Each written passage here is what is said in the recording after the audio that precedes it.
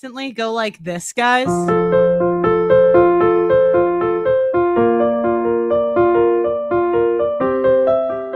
Wait, let's see. Hoes are gonna hoe. Keep it on the low. Hoes are gonna hoe. Nobody has to know. Hoes are gonna hoe.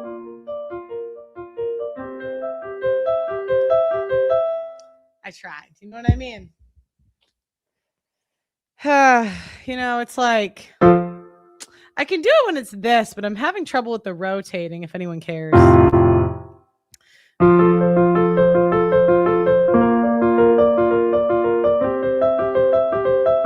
Hoes are gonna hoe. Keep it on the low. Hoes are gonna hoe. Nobody has to know. Hoes are gonna hoe. Everybody knows. Nobody has to know. I don't wanna tell ya, and I don't wanna sell ya, but everybody's gotta know. Hoes are gonna hoe.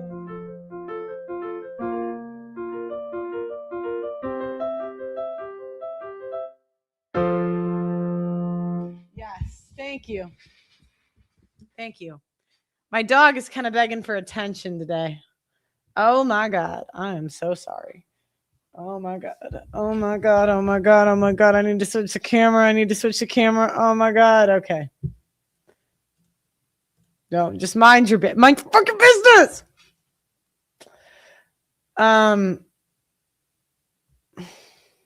Yeah, I mean, I'm kind of, it's improving, right? It's not great, but it's improving.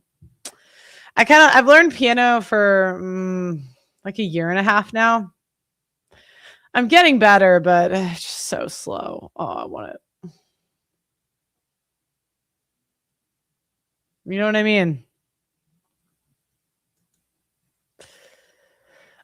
Okay, so today we're gonna go on Twitter for a little bit. And all right, so we're gonna talk about this little story blowing up before we get into the main topic. It's kind of a chill stream today. So Amy Dangerfield is a right-wing e-girl, and she recently went viral this year for Amy Dangerfield, her like wedding, you know? Yeah, here we go. Now, Nick Fuentes, I love Nick, but sometimes his takes are a little still too blue-pilled for me, but you know what I mean? Dangerfield's grow up her wedding, politicizing your. Yeah, so okay, she has her wedding, right? And it's this is a right-wing e-girl. I think she was on camera making out with like another what do you call it?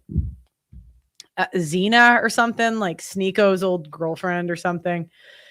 And now basically all her whoring is coming out. Like it's kind of going on Twitter because I think she warred with Nick Fuentes. Like her and Nick are now in a war, and you really don't want the Groypers after you because they're really good at slut shaming. It's a lot of no offense to the Groypers, I love you guys, but a lot of you are sexless. And sexless men do resent pretty women they feel like they should be having sex with. They do, to some extent. Like they're like, why do you have to whore? Why can't you just, you know? And I think it's because deep down they know they got to marry them after. I mean, it's like it's tale as old as time, right? They get mad at Chad because after now, anyways. So, okay, so this is their wedding, and you know, Nick, obviously, this is someone in his little movement, not little, big movement. And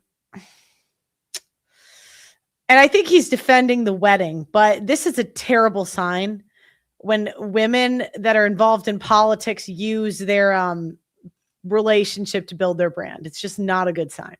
because it's showing that they are with the man based on her actions to build their political brand, right? You know, she's nearing 30. That's I mean, I am too, but it's a tough one for us because we get a lot of heat if we, you know, don't cross that finish line on time. You know, so which is, you know, fair as we should, right? But this is a bad sign.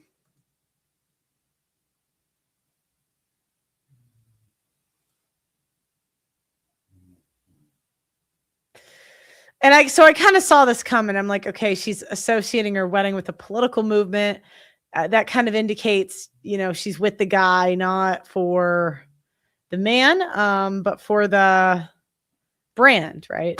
And I think it's difficult. I don't think women always realize this consciously. It's like a subconscious thing. Because I'll tell you,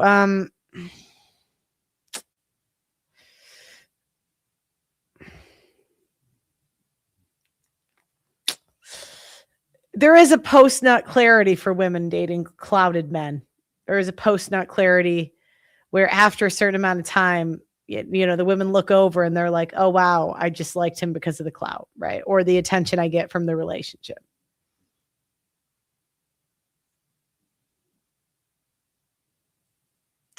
So,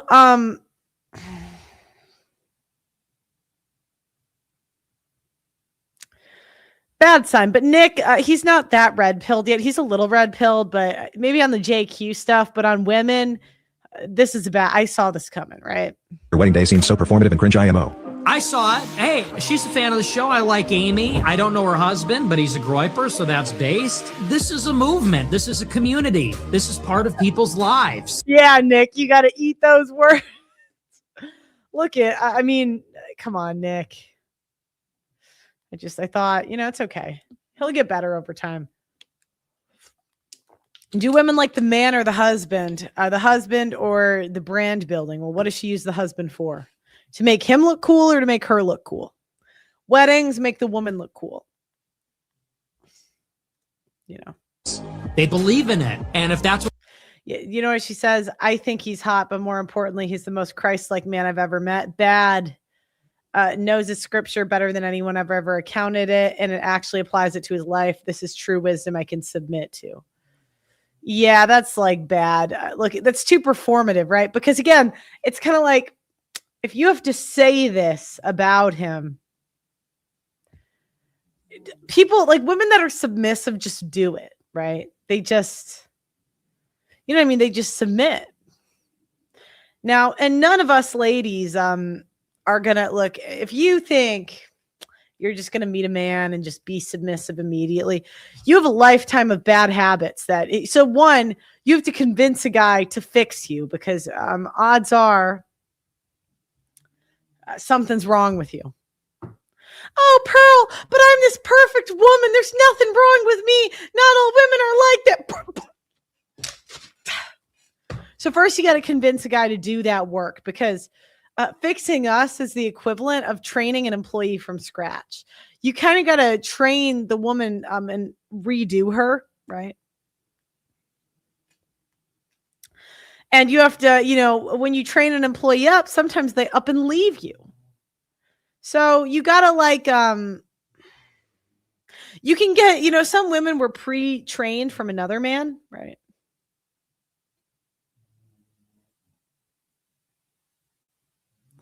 So that you know, you can get but then, you know, the employee isn't like tailored to what you want. So, hey, Aaron, you want to call in? If you're bored, we can react together. You know, I'm always here. I'm streaming. But Pearl, are you doing it for the money? Are you asking your audience for money? Yes! Yes, God damn it! Super chat, you know what I mean? Help a bitch out. If you're bored, you're welcome to. You're always welcome. You know, there's like a panel of regulars. I don't think you're a regular, but you come in from time to time. If they ever pull up, I just kind of add them to the show, unless I'm like cooking. But today's kind of a chill show. So, anyways, if you're bored, no pressure either way. I mean, I had a bad month last month. I'll be here a lot this month. I'll tell you what. Last month I was gone a lot for the filming this doc. And then I went through my sorry. I gotta stop. Not that any of you care about this. This is not your problem, but I'm gonna talk about it. I went through my expenses and I was like, oh no, because I took 2 weeks off to film this doc. That's like something you don't really think about as a YouTuber. So it's never fun to see your money go down, right? But you have your baseline expenses that don't really change from running a show, like rent, etc. So then if you want to invest in like another project, you can raise the money, but then you have to think about the time you're like taking away from the show to go do that. Working on my truck next week should calm down. Well, I'll be here like every night. I mean, do you know what I mean? After last month, I'm every night I'll be here. Do you know what I mean? I will be here online begging. I'm the equivalent of me right now. It's like I'm that black guy on the side of the road. That's like, give me money. Yeah, that's me this month. I'm not like that every month, but this month, yep. I'm going to be transparent here. Some months are better than anyway. So my point is this was a bad sign. And I don't remember where I had it, but I don't really need to cite my sources. You can look up the tweets if you feel like it. I did say that, yo, girl, I would not use your relationship to build your brand. And it was because I've heard some rumors about her, right? They're coming out now. Now, I personally am not a crazy woman. I know. I mean, it's easy to say that I'm insane. I mean, I could understand the volatility of like the e-girls or whatever, but can we at least admit that nothing that crazy has come out about me. I'm kind of undefeated. I'm finding out my enemies sleep with cat pee on their floor, on sex offender lists, like just crazy.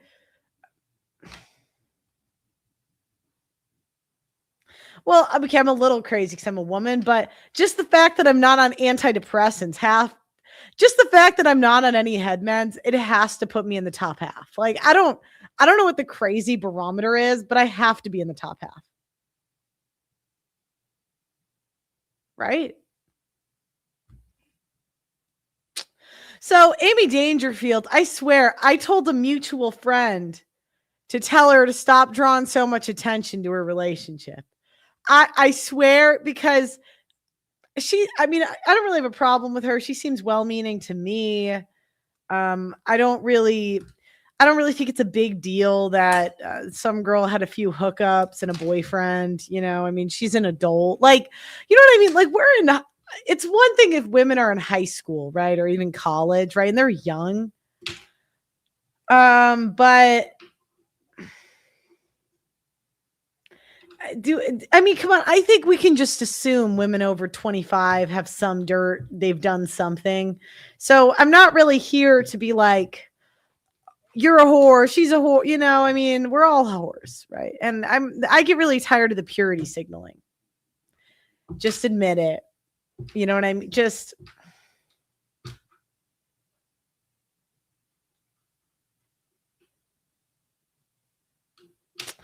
so I'm like, look, girl, I'm telling you, if anything happens, that's the first thing they're going to attack. Okay, that's the first. What they want. And also, if you're involved in these influencer circles, guys, I avoid these women like the plague, if I'm being honest. I avoid, since I got famous, women are just kind of a flight. It's very difficult for me to have a female friendship because there's just like too much money in and saying every bad thing I've done or said. Now, look, I'm not here to, the reason I'm saying this is because we're talking about Amy and I can relate to women, to her in a lot of ways. Like, I struggle with gossiping. I do gossip. Okay. I do. I wish I didn't, but there's times when I do. I've said things that I wish to God I did not say. I have, right? I absolutely have. And there are times where people have repeated back to me something I said in the past, and I thought, oh, did I say that? Oh, I talk too much, and I've told, look, and there's stuff I struggle with, but I don't really think women are kind of evil because, for example, I have a relative. I talk about this relative often. He struggles with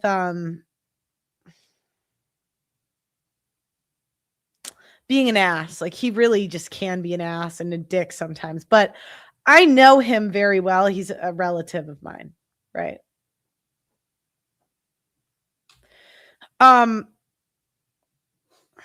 And honestly, I love him so much. One of my relatives, that even if he's an ass, like, I don't judge. I kind of talked about this in my coffee talk earlier. I just don't judge him because I know that's a flaw of his, but I know he has so many redeeming qualities. Like, I know this is the first guy that's going to help me if I need to move. If I have a problem, like, there's some, I guess, money in my family a little bit.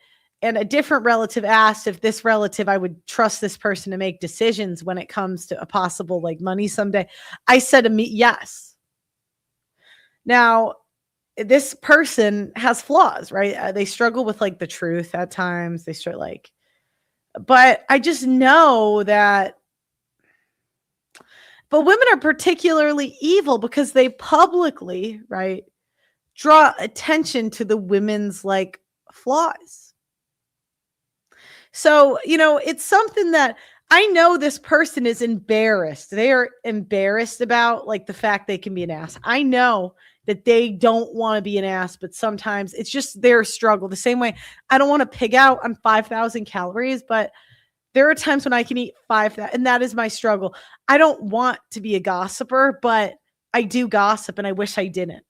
And there's times where I have, like, really, really regretted saying something. Right. There are, like, I don't want to say demons, but there's things that people struggle with, right? Women, all of our struggles is whoring to some degree.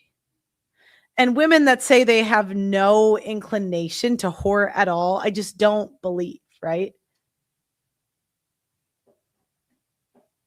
Hey, you stop chewing on that. Okay, I'll get you a bone for this week. I'm going to get you a bone. I'm going to get a bone today.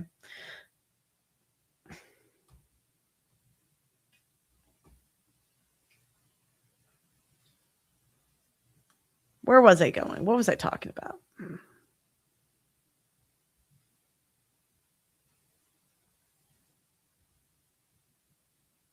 Oh, and so maybe Amy Dangerfield or whatever's struggle was whoring a little bit.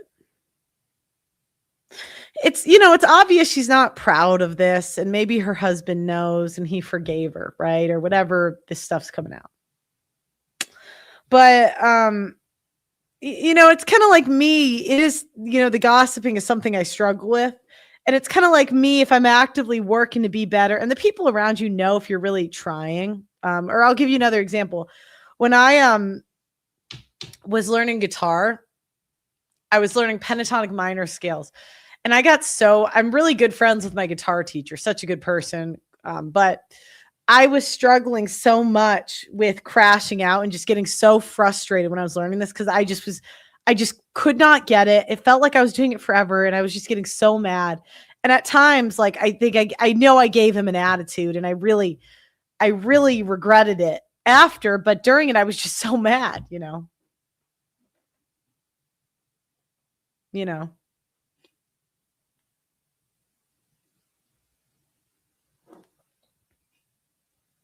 So, I apologized after I got through that chapter. I was like, look, I'm sorry. I was so frustrated. And I can admit I did that, right? But it's just something nefarious, right? It's something kind of evil about when there's something that, like, if my teacher went out and just was telling everybody how I crashed out all the time, you know what I mean? when they knew that's not so, like I was remorseful, I would be kind of pissed, right? That's kind of like, especially if you know somebody's embarrassed about that. It's just, are we following here? Like, it's just a different level of evil that women do, right? When somebody's embarrassed about something, there's nothing like a woman who will just go out and tell everybody. And to me, it actually says more about the woman, you know, telling everybody.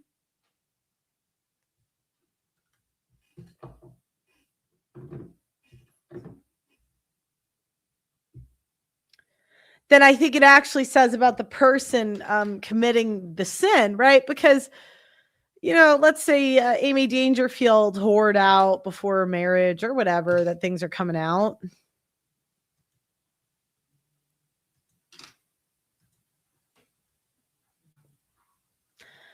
That's between her and her husband and like her ex or whatever.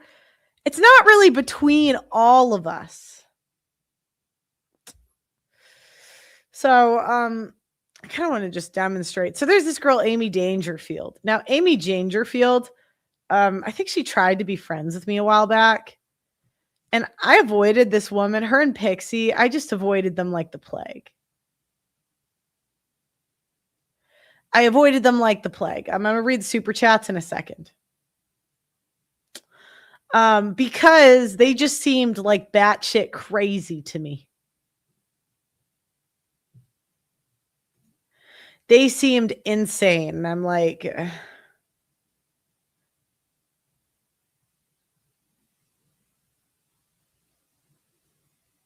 I told my guy, he has told me to avoid e-girls. And that is like the best advice he's ever given me, to avoid these women because they will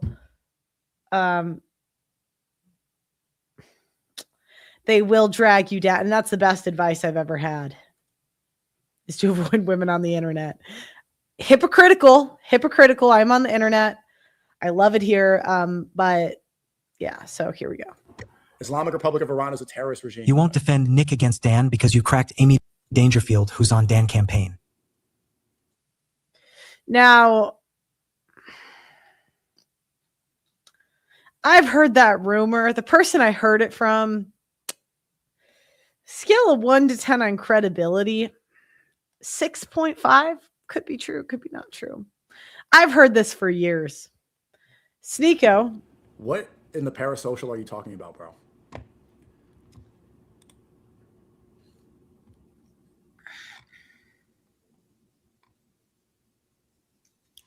Great. I did not want to. Oh, great.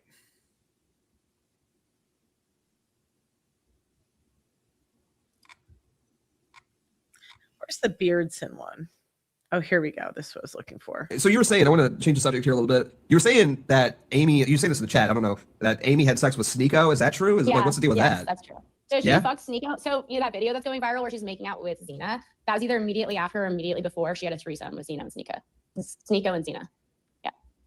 Damn. So how do you know that? Like, did she tell you that? Or? Because she told me. And then also it went viral. Like, she told me and she's like, don't tell anyone. I was like, girl, I swear. And then the next day it went a little, like some other people were already talking about it on Twitter. And yeah, so think about, all right.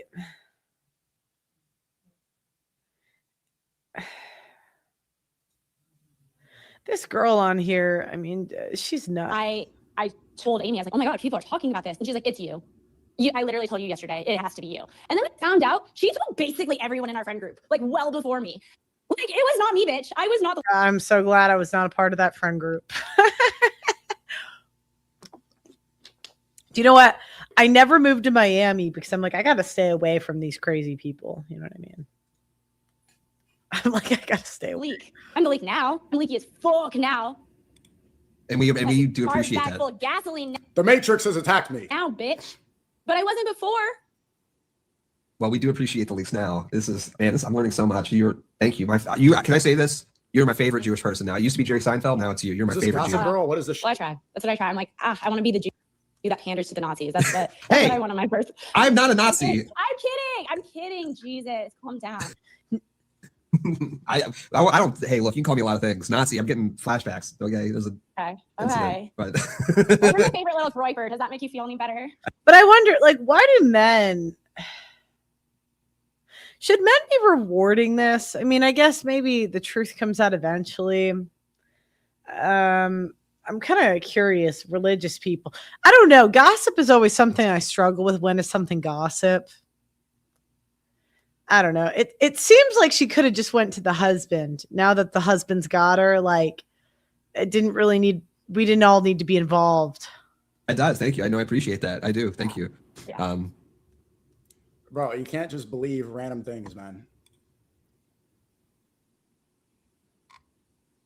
You can't just believe. I won't lie. I kind of do believe it because I just don't think Sneako's the type of guy to like air women out publicly. I don't. But regardless, my point is stay away from e-girls, man. We are crazy. Yeah, you can't. All right, so let's get into Crowder. That's really what I'm here to do today is we're going to react to Crowder telling young men how to avoid ex-feminists. So for those of you that don't know, I became a Candace Owens hater as soon as she turned on Steven Crowder and called him emotionally abusive, because I just thought, in what world do you as a woman think you can tell a guy what to do? And it pissed me off even more because I'm like, Candace, it's been years. He's obviously not abusive. Are you going to take it back? Are you going to apologize? And she just will not apologize. So that to me says that she's got the ego a size of a ginormous thing, and she just can't be wrong. So I have this eternal struggle where it's like, I want my husband to be the provider, make all the money, pay all the bills, do the adulting things, fix everything around the house, take care of my car, take the trash out, make all the plans, handle our finances. So basically do everything while I just lie around and like only do things when I feel like doing them. If someone has a conversion story, it can't just be a wish list. It has to be how they are going to prevent other people from making the same mistakes. That's the accountability. We get a lot of questions from you guys, and we get a lot of questions from women and a lot of questions from men.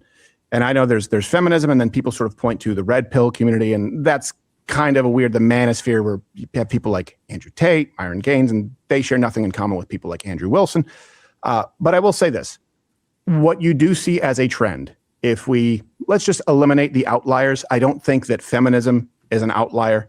I think the extreme views, or the view that you should sleep with as many women as possible, in that manosphere, is an outlier. But let's just get rid of the blue-haired feminists. oh my God, Crowder, can we just cut the cap?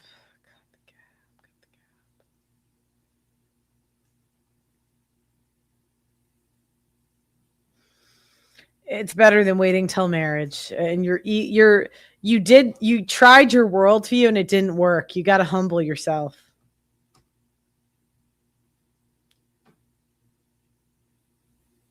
Get some hoes, my guy. Let's get rid of the outliers on the far right manosphere, as people refer to it. I don't know how else to refer to it. The dynamic that we see that is consistent is young men who want to get married. Right? This is really only for people who want to get married, and this is really only directed at people who want to have a more traditional marriage. That is hard to come by these days. And a lot of men who have been traditional their whole lives and have now worked and achieved some degree of success, we get a lot of questions regarding this. They say, yeah, but how do I know that the women who are closer to my age, who now say that they want to be a stay-at-home wife or a mom, or they want a more traditional relationship, when they lived their whole life progressively in a feminist way, how do I know that they're being genuine? And so they're not. Like, it's very obvious. They're not being genuine because actions speak louder than words, right? They're not. They're lying. Easy. A lot of guys aren't willing to take that risk, and they're checking out because you see a trend. This is becoming increasingly common. Now, it could just be because of social media. I think you probably would have seen women saying this from the 60s all the way up until now, where they do college, glorified years of alcoholism, finding themselves, traveling, boss babe. And then they say, well, actually, now I do want a more traditional life. How can a man who's taking that risk identify if someone is being genuine? And you, as a woman, how do you know that you're coming at it from a genuine place? Well, I have a litmus test for you. Okay, well, your mistake would be assuming a woman's genuine about anything ever. Make her prove she's genuine. Prove it. How can you tell? What do her actions say? You know. But first, I'm going to show you a montage of women who were at one point feminist, and I would argue most of them, when you watch this, still are, but saying, actually, I do want to be a wife now. I do. So women are lying to you. This is why I say blue pill is a mindset, Crowder.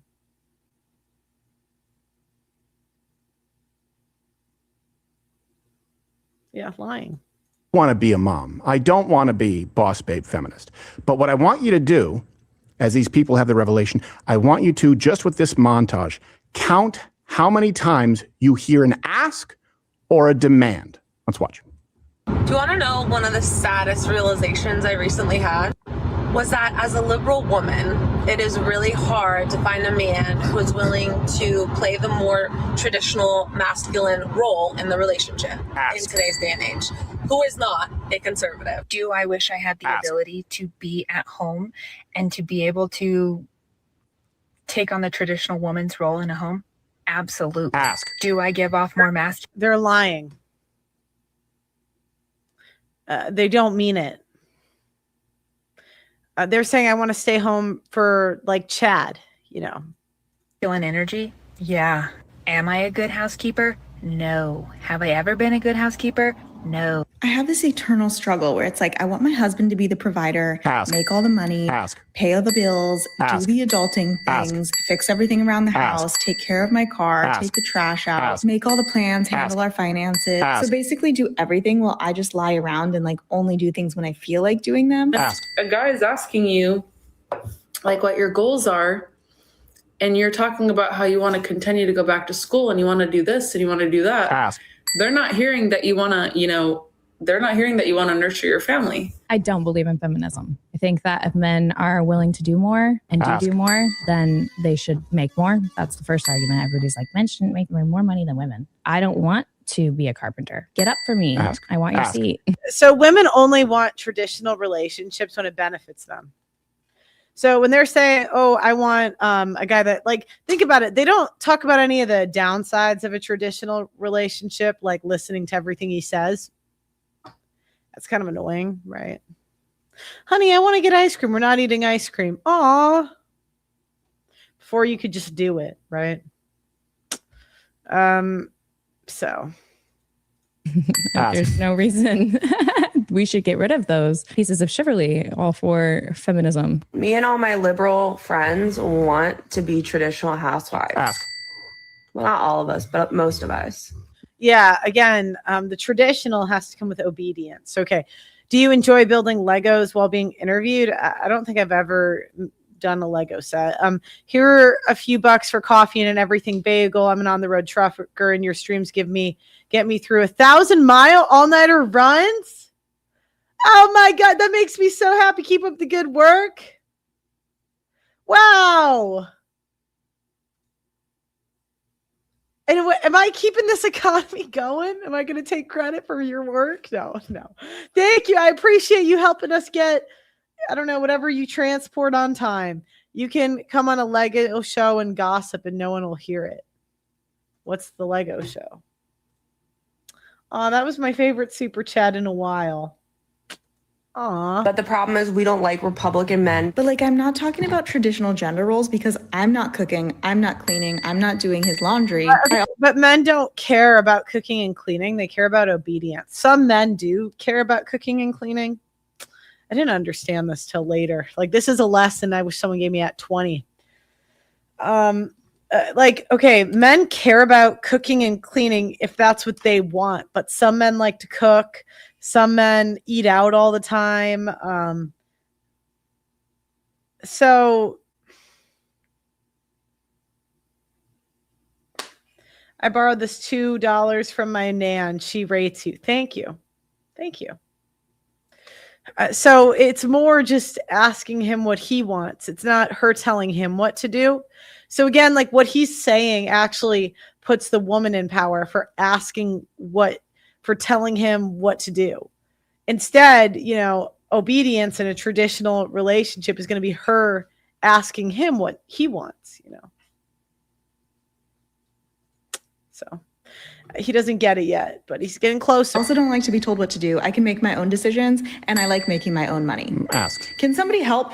So I don't really know what to do because I don't want to compromise my morals and values just to find a man. But am I asking to have my cake and eat it too? Ask. I want leadership, but don't just like. They want a guy with abs. We barely eat or cook anyway. That's true. Boss me around, like lead me when I'm in the mood to be led. I thought it was like a given that, hey, I'm a nurse. Of course, like I'm a nurturer and I'm going to take care of my family. But okay, number one, nurses are known to be the biggest whores. That does not mean you're a nurturer. That does not nurturing again. Nurturing comes from men. Men are nurturing. Nurturing to kids is listening to what the dad says. That's it. If you don't do that, you're a terrible mother. Sorry. Because men are going to give the kids what they want. So, sorry, not what they want, what's good for them. And mothers are going to do what's good for themselves. So, in the meantime, while, we don't have kids,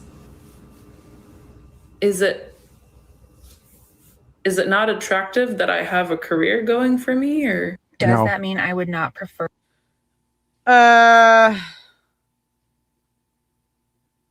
Is it not attractive that I have a career going for me? Men don't want lazy women. A guy like Crowder isn't going to care if you got nothing going on, but like in the early stages of dating, usually men aren't going to want to take over your bills like immediately, right? So they do want to see you're responsible as a person, because so you're not a liability if you go into their life. So men are different. Some men are different in what they want. See this guy here, this young Chad. I'm okay with a woman who is sleepy but loyal. I don't know.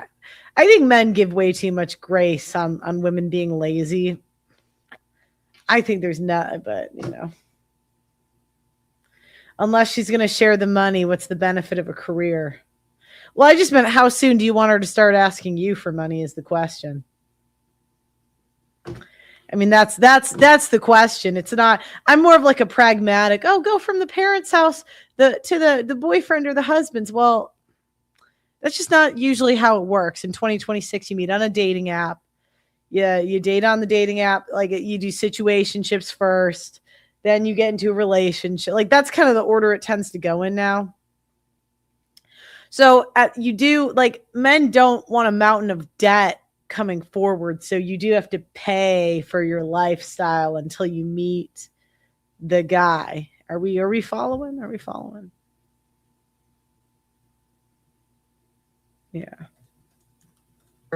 A more traditional woman role in a household? Ask. No, I would love that. Ones that bust their ass and make enough money to support a stay-at-home mom, wife, whatever, are the Republican men, because they will exploit the shit out of themselves for money. Wrong. I would never exploit myself for money. Oh, jeez. Don't look. Point well made, Josh. Nice. You like that, Steven? I do not.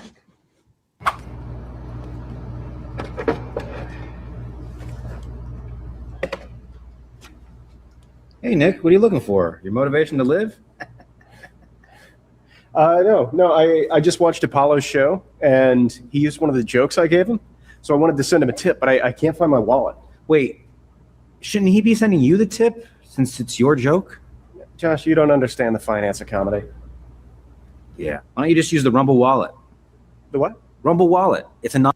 Okay, we got to go through the. Okay. Oh, no money. Anyway, the leg kick was higher. So here's, and hopefully that kind of illustrates the point. You can go check out the references. We make them available every show, 11 a.m. weekdays. Here's a litmus test. Because I also understand as Christians, we believe that people can be redeemed. And we want people to be redeemed, right? You see the same rash of former porn stars who, once they start aging out or once they become less popular, all of a sudden starting up ministries. It doesn't. What ministry should I start? I didn't do porn. But I'm getting close to the age. What should I start?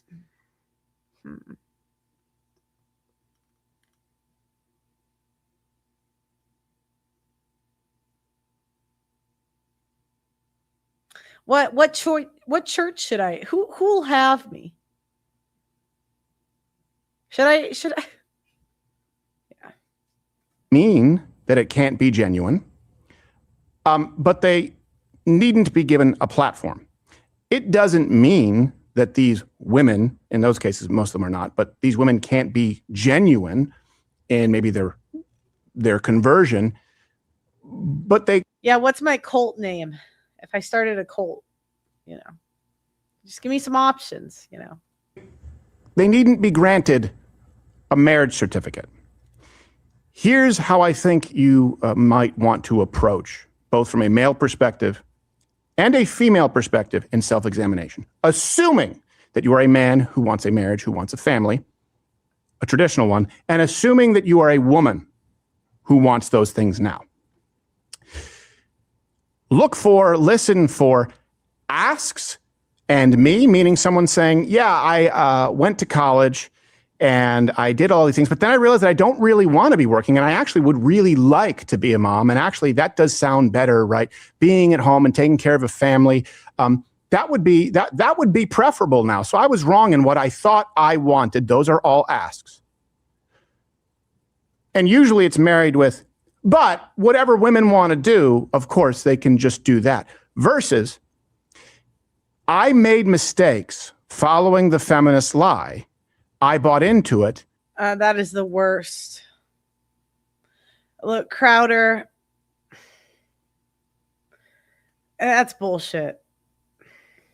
Because saying you bought into the feminist lie, it's bullshit. Look, I was selfish and I did what I wanted would be far more accountability taking. Bought into the blame it like are clavicular's girlfriends, whatever bullshit story they tell their future husbands, are they would it be accountability to say, hey, shiny object syndrome, I was dating the cool guy at the time, it was fun, it was what I wanted, but it had consequences and now it's on the internet forever. I regret it now. Like that would be a more honest You want the cult of personality? That's funny. Yeah, because remember, buying into the lie or whatever, you have to ask what negative trait about yourself made you believe, quote unquote, believe the lie in the first place. It's kind of like men that, in a way, blame women for everything. It's like, well, there had to be a negative trait about you that allowed a woman like that into your life, You probably gave in way too much and you were just weak as a man, weak for women because you haven't gotten a lot of women before, so you folded. Women, it's like, well, like it's way easy for me to say, I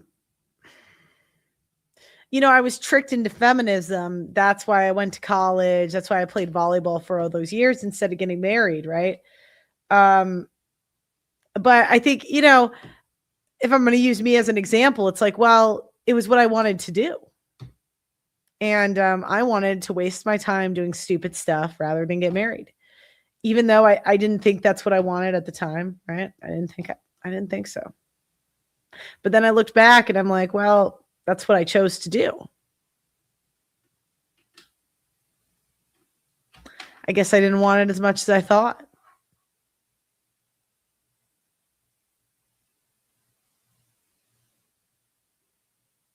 I was selfish, right? Doing what I wanted to do, you know. And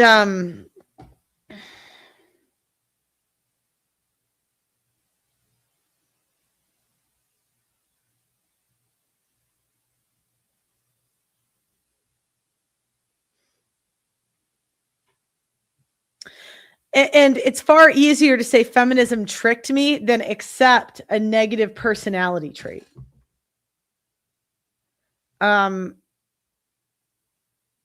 To say I was selfish. I wanted to do other things. Do you know what I'm saying? Like that would mean, yeah, accepting accountability, right? Like it's way easier to just say, well, feminism tricked me into going to college. No, I went to college because it sounded fun. Right? I wanted fun. That's why most people go to college.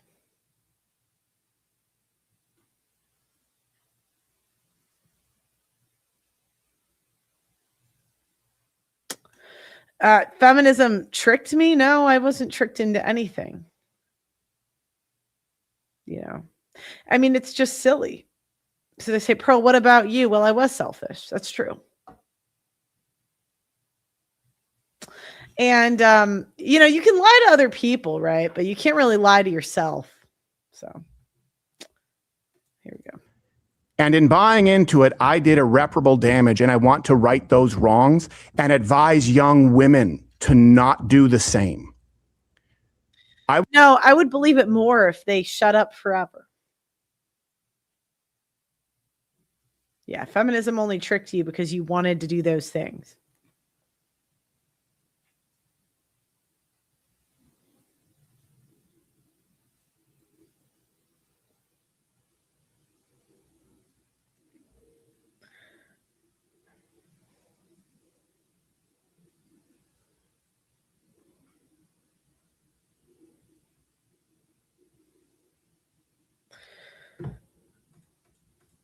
Want to make sure that we teach our children that everything is a trade-off. I want to make sure that if we have a daughter, she knows that, you know, if you don't start focusing on this very young, when you have that biological window and start planning for your life, you may very likely find yourself in the situation with regrets like I. Yeah, but here's the thing. You can't control kids. You can't. You can raise them right. You can give them the right information, but what they do with it is up to you. And if you force them to get married young or do something they don't want to do, they'll resent you for it forever. Yeah, so. I did. Do not do it the way that I did. You can choose to be a professional during your formative years, or you can choose to pursue a priority of a family, and then you could go be a professional after that. But you do have to make a choice as to your priorities. It's a trade-off. On the flip side, men don't get a trade-off, just so you know. Here's the advice to young men. Hey, do you want to get married? You better work. And if you never want to get married, you still have to work. Well, there's some men finding their way around it these days. You can you can marry an OnlyFans girl and take half. There are some options. Like there are... If you want to live off women, now a lot of people come back at me and they say, but Pearl, that's like not natural for a man to like, you know, then the woman's going to cheat at work, but you know, the woman's going to cheat anyway. Oh, but Pearl, not all women cheat. Well, women cheat a lot. So like, you might as well get a bag out of it. I knew a guy in London. The way he viewed it is he would date these high earning women, right? And the way he viewed it, it's like if they cheated at work, he didn't care because they were kind of too ugly for him anyway. If they proved themselves to be loyal, then he would stick around. But he would live with them, get the rent, and then if they became too insufferable, then he would just leave. And in a way, like, okay, if a woman's giving her paycheck to the guy, it's almost better because then the kid doesn't have to be tortured by the mother. The father gets to make all financial decisions. Now, I know nobody's going to be with me on this. They're going to say, but Pearl, like, she's going to be thinking she's better and disrespecting. And then, like, well, fine. Now he's got the leverage in family court. He can put her on alimony. I don't think, look, I'm not saying to do that. All I'm saying is, in a way, because the laws aren't gendered, if the women work and the husband stays home, he can take half her shit. You know what I mean? Where if you have her stay home, I mean, honestly, no matter how you spin it, legally, that is the worst thing you can do to yourself. Legally, like, that is the worst. There's no better way to give a woman leverage than to stay home. Oh, but Pearl, you know, she's going to disrespect him. Well, the women are all disrespecting him. Oh, but Pearl, she's going to cheat at work. They're doing that anyway. Get your bag.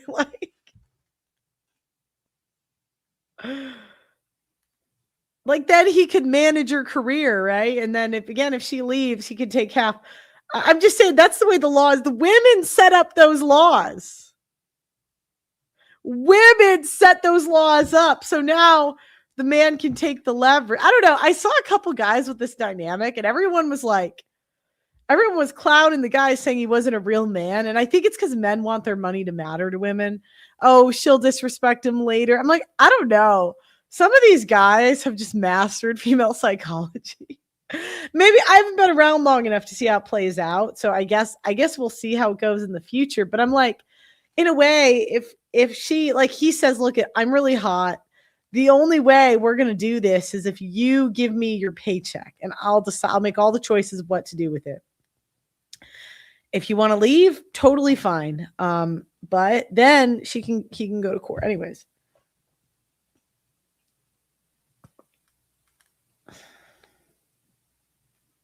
Just an idea. I mean, you guys could take this or leave it, right? Oh, but I found that special girl. Are most men going to find a special girl? She's too busy to cheat. Yeah, the clown world. It takes less than 5 minutes. Yeah, no.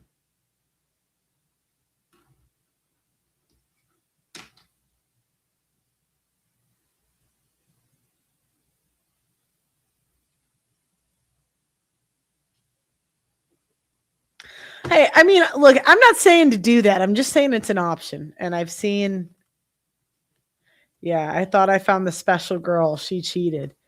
Right. And so, but the way this guy viewed it was, okay, if she leaves, that's fine. I'll just save money and then I'll meet my wife. And then if I meet a woman that proves to me to be loyal, like, I mean, now I have a wife. And if she leaves, well, I'll see ya. Anyways. So look for, is this person now selfishly, for lack of a better word, describing what they want? Is it a wish list? And the wish list has just changed from, I want to be independent. I want to have my own money. I want to do it my own way. I don't want to be tied down to a man, to, you know what? Now I'm ready to settle down. That sounds. I'm with Dave Ramsey. If you're married, there's no his or her money. You're now a team and it belongs to both. Well, that means it belongs to her because we all know women spend more. So that's like, it's not a fair comparison.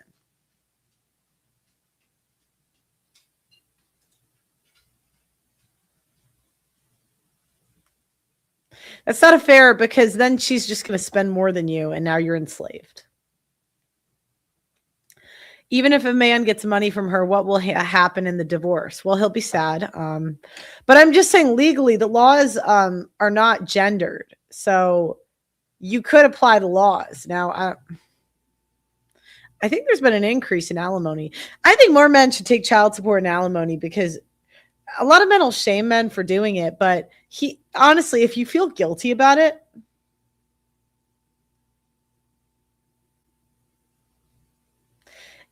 if you feel guilty about it, it's okay, because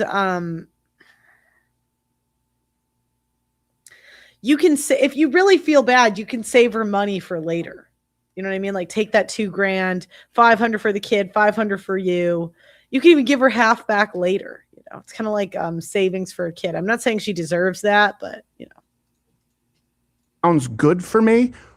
Or is it someone, just like anyone else who's made a serious mistake? Take a drug addict.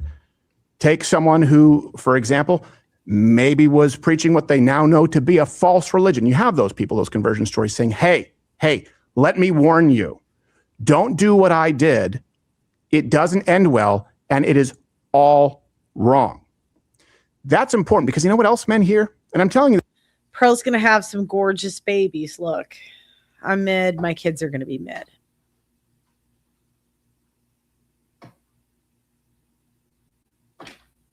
I just like to be accurate on this channel. this is for the women. You know what men hear when they go, yeah, well, then I do eventually want to be like a stay-at-home mom, but before then, I want to work a job. And by the way, that makes sense. You can plan your life that way. A lot of people get married and before they have kids, they both work. But establishing that as a prerequisite is to tell the man, yeah, then I'll prioritize kids. I'm going to prioritize myself and then children. At no point will it be support for you. And men are going, I'm kind of okay by myself. I would really only bring someone on if they're a teammate and not just a teammate to the kids. But yeah, a teammate. I mean, but it can't be a teammate. That's egalitarian. It's got to be a subordinate. A teammate, team, we're equal. But a teammate to me. You comment below if that helps you and makes sense. If someone has a conversion story, it can't just be a wish list. It has to be a how they are going to prevent other people from making the same mistakes. That's the accountability. Oh, you're still here and you're still watching this on All right. Oh my gosh. YouTube? Someone said a Midwest 6 is a West Virginia 10. Well, I guess I better get to West Virginia. I want that attention. I'm just kidding. I'm just messing. Okay, Crowder keeps taking the red pill. Institutions don't determine a lot of what takes place in culture, but many Americans, politics is kind of a team sport, how people view it, or they view it as something that is just dirty no matter what. So they often don't pay attention to it, but they are constantly affected by, and they are constantly inundated with whatever the culture deems acceptable or whatever the culture deems necessary to propagandize people with, which we have seen. We've seen one specific worldview being thrust upon the American public since. Someone said someone's 5 could be someone's 10. No, it couldn't. The only reason you see a woman that's a 5 as a 10 is because you're simping, right? If you had a lot of choice as a man, you wouldn't. I mean, if you're banging a 10, you would see the 5 as a 5, but you can't bang the 10. And the other day, I got into an argument with someone, disagreement, not argument, but it was like, I'm like, men always overinflate the girls they're hooking up with. And he's like, yeah, but you don't look for women, so you don't know what a 10 is like in the market. And I'm like, but why would a 10 be with the average guy? Like 8 to 10, I'm like, there's scales for this. 8 to 10 facial symmetry. Most men do not have access to. They don't have access to, so they don't have access to them. They'll never have access to them. They're super rare. Most people rate 4 to 6. It's okay. Men are the biggest pushers of body positivity because they just don't tell women they're average. There's nobody that'll fight harder to say a woman's not fat than the guy banging her or that banged her.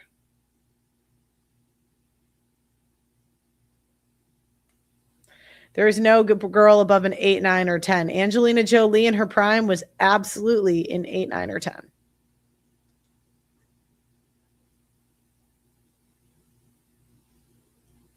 Pearl, I have to disagree. I've seen women who I know are not as good looking, but I'm more physically attracted to them.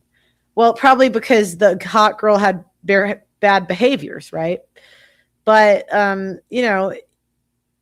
it takes time for you to see the good behaviors. You know what I mean? All right. So It's the 1960s. That's how they've achieved power over our institutions. It really began, you can go back to the 30s, 40s, but 1960s was that tipping point, came to fruition in the 70s. Jessica Alba, that's an 8 to 10. And most of you will never have access to a woman that hot. Sorry. I don't make the rules. They're pretty rare, and they get flown out to a big city by the time they're like 25. So, yeah, you are not dating an 8 to 10. Ratings are pretty objective. Sydney Sweetie, her body, I would put 8 to 10 range, but her face, 6.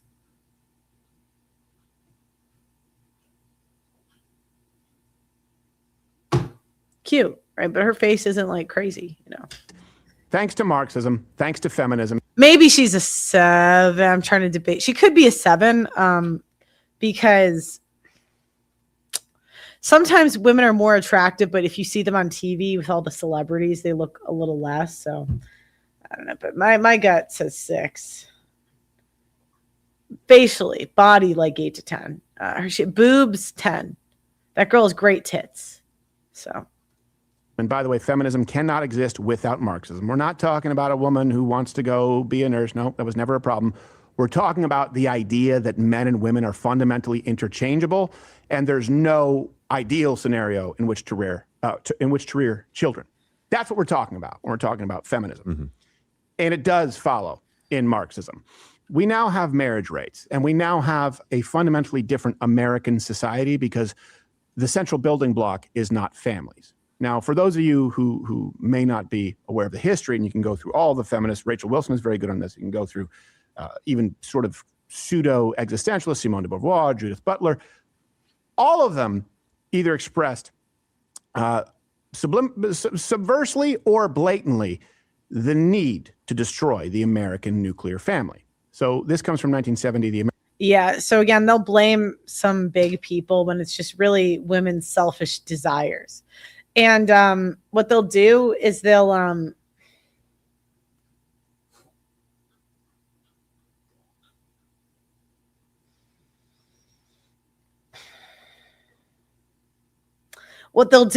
blame these giant institutions or whatever, saying they had this plan to brainwash women, blah, blah, blah. It's like, no, women just did what they wanted, and then they were like, okay, we can make money off this. American feminist Kate Millett said that the complete destruction of traditional marriage and the nuclear family is the revolutionary or utopian goal of feminism. Noted feminists often cited, by the way, I'm using the ones who are cited by those on the left. If you go to their blogs, if you go to their websites, Shulamith Firestone. No relation.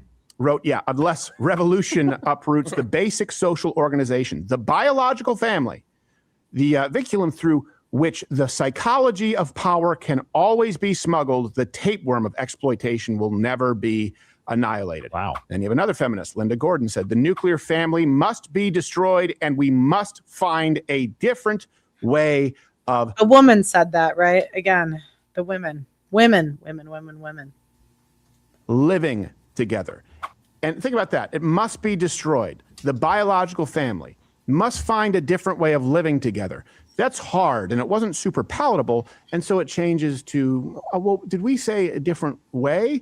We meant to 500 likes on YouTube, or 500 viewers. If you could like the video, maybe we could get to 600 or 700. It'd be cool to break 1,000. I haven't done that in a while. Wouldn't that be kind of cool? Say it takes a village. And what do we have now? It doesn't take a village. It takes a mother. I asked a housewife this.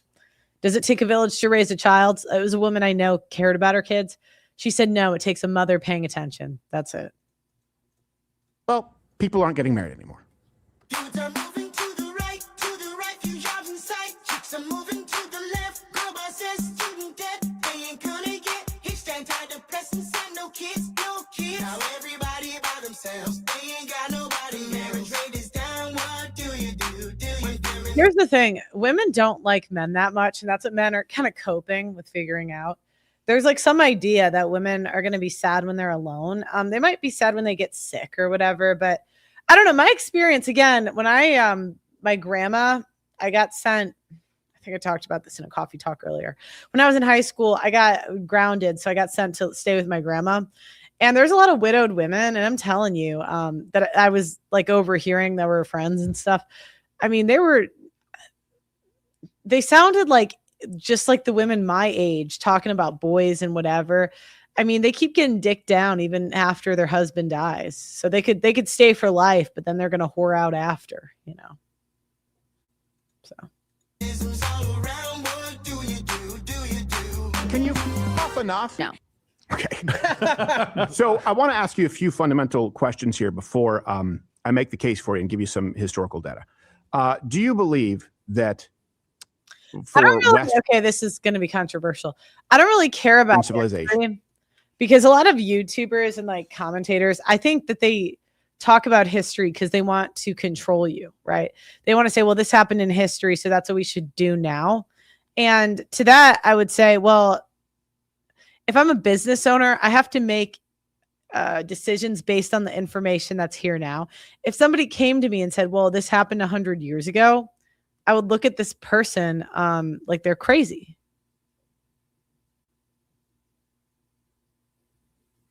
You know?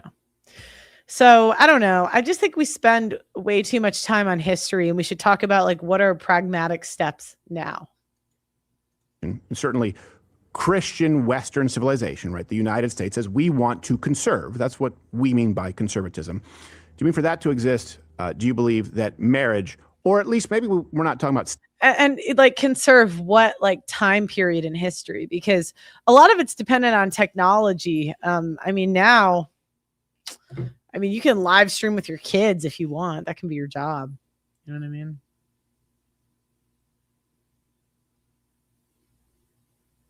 I'm not going to do that. I'm just saying it's an option. Before, you know, you'd have to be a farmer. That was pretty much your only choice.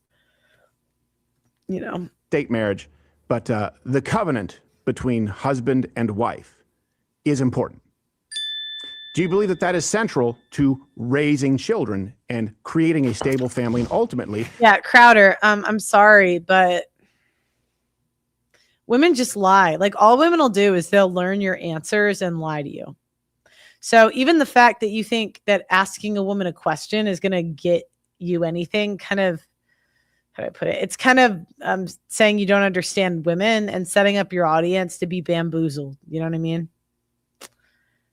Just watch what she does. If you tell her an order, see if she listens. Do this. Does she do it? No? Well, there's your answer. Sorry, fellas. Those are the building blocks to create a stable community. Do you believe that that central building block, the nuclear family, is an incredibly effective safeguard against government overreach, of course, reliance on government, and being indoctrinated by the leftist elites? Now, I will tell you that last objectively is true. But how? Okay, someone said billionaires marry fives, not tens. Well, billionaires aren't on the top of the sexual marketplace for women. So again, that's applying male logic. Men look at superior men, but women's logic is like a hamster wheel. So women rate like athletes, entertainers at the top of the female. Like they rate who's cool. And billionaires are kind of cool, but it's not like the top of the cool hierarchy. So how important do you think it is?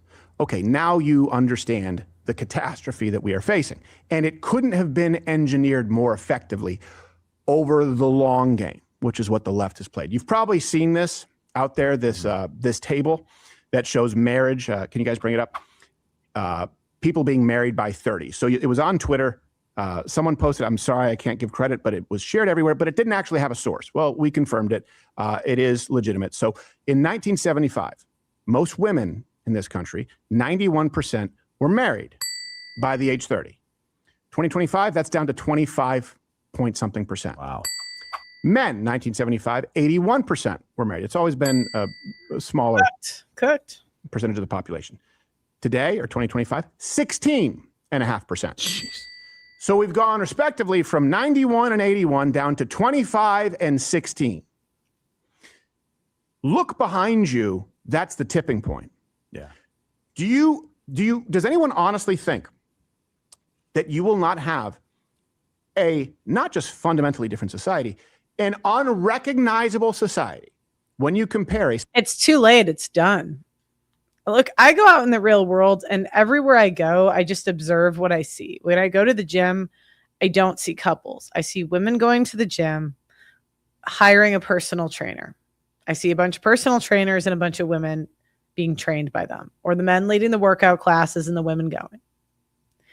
When I look at things being built, I see townhouses being built and apartments being built. I don't see full family houses being built.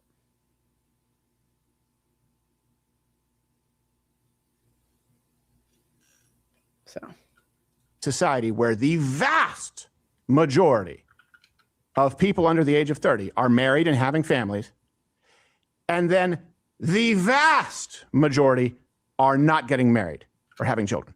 That's the difference that has taken place in really 40, 50 years. Those are two entire, just imagine how different it is in your neighborhood, even whether you're renting or owning. You go out, what are you going to see? 9 times out of 10, you're going to see a married woman, probably with some kids, and probably a father who's there and in the house. And those kids are going to have a mommy and daddy. It's done. Expect it. Yeah, so I have to work 50 years to be someone's maybe.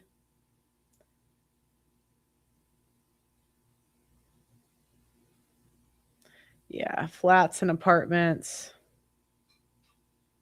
Would you elaborate from your conclusion from today's video? Women are not marrying because they do not want to be in relationships in absence or disparity of canon events. Paul Elan says men pair bond. Well, you got to look at okay. So if you're a fat person and you have a friend that says they want to lose weight, but they don't go to the gym and they don't work out, they don't want to lose weight.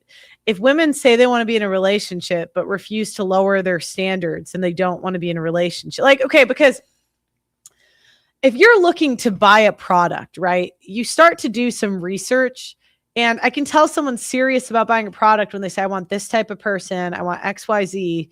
I can't afford that, so I'm going to go with this.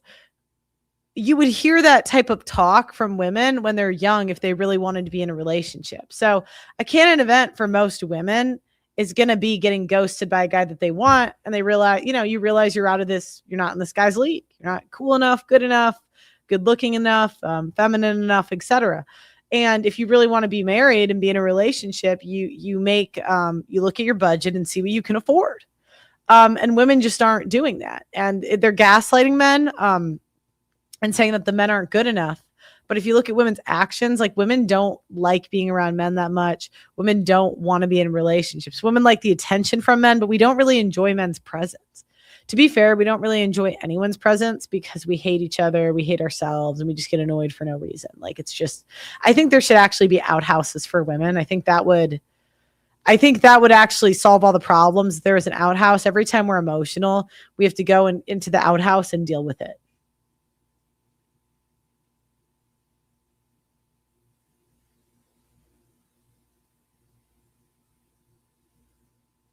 So women don't like men that much, and women don't want to be in relationships. I'm not black-pilled. I'm honest, and a lot of conservatives aren't going to be honest with you. When you go to work, the water cooler conversation is mostly going to center around families and those events and perhaps Little League. Today, there is not that commonality. The conversations, if you are one of those, you'd be an outlier. It's actually more difficult to find people to connect with if you are a young married parent. That is.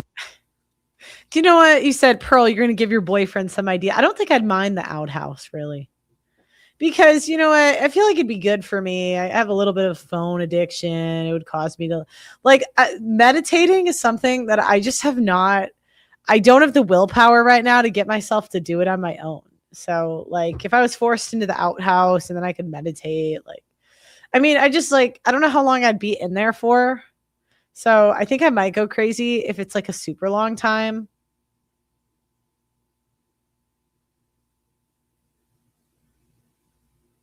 How long do you think is acceptable for the outhouse? What do you guys think? If you could put women in an outhouse, how long would you put them there?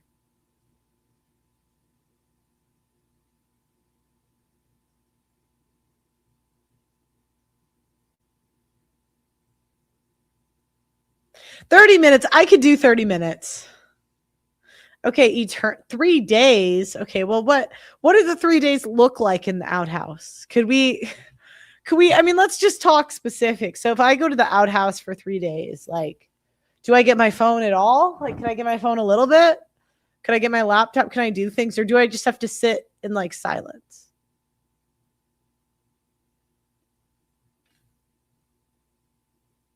It depends on if she was good or bad. Well, I'm saying obviously the outhouse is a punishment.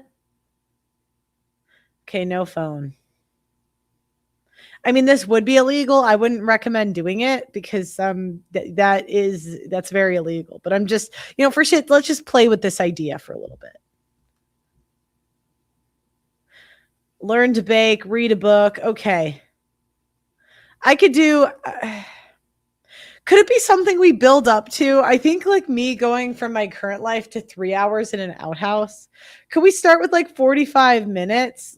Phone and laptop. Okay. All right. No phone and laptop. I could get a book though. Like I just want something to do. Oh my God. Do I have to say, okay, you could give me the Bible. That at least would be all right. Could you put a piano in there? What about a piano?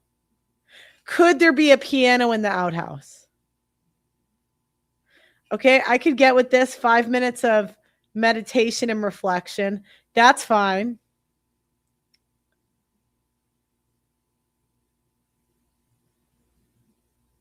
Piano's okay. Books are okay. Okay, that's fine. I could do that.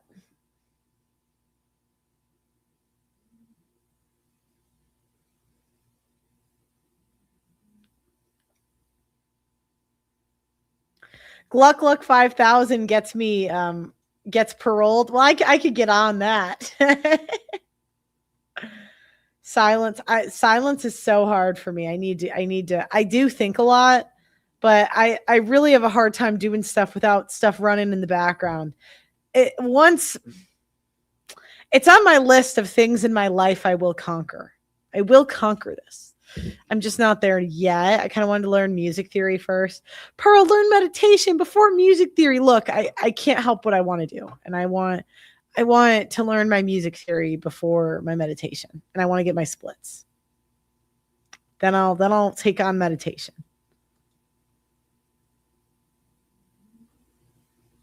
What is the intent? Emotional self-regulation and reflection. That is how to decide what is okay and not okay in the outhouse. Yeah, sometimes when I have a crash out, I realize it's like my phone. Because like, I'll realize like I'll be getting upset about something and I'm like, oh, F, it's these stupid comments, or I'm like getting upset about like, and I'll be like, and then I'll put down my phone, I'll go for a walk, and I'm like, oh, I was upset for no reason. Any person that pretends, especially a woman, that they don't get upset over nothing, I just can't. I can't deal with you. You're different than all women ever. Music theory has no end. No, I know what the end is, actually. 3 guitar books, 3 piano books. And then I'm done. No, I'm not going to go that intense. I'm not, look. Stop. Look, if I know myself and I'm like, I know what I want to learn the music theory for. I want basic. No, oh, trust me, I hate music theory, dude. That is not. Yeah. So, anyways, is he negging me? Am I being negged right now? You can have 2 sheets of toilet paper a day. Ah.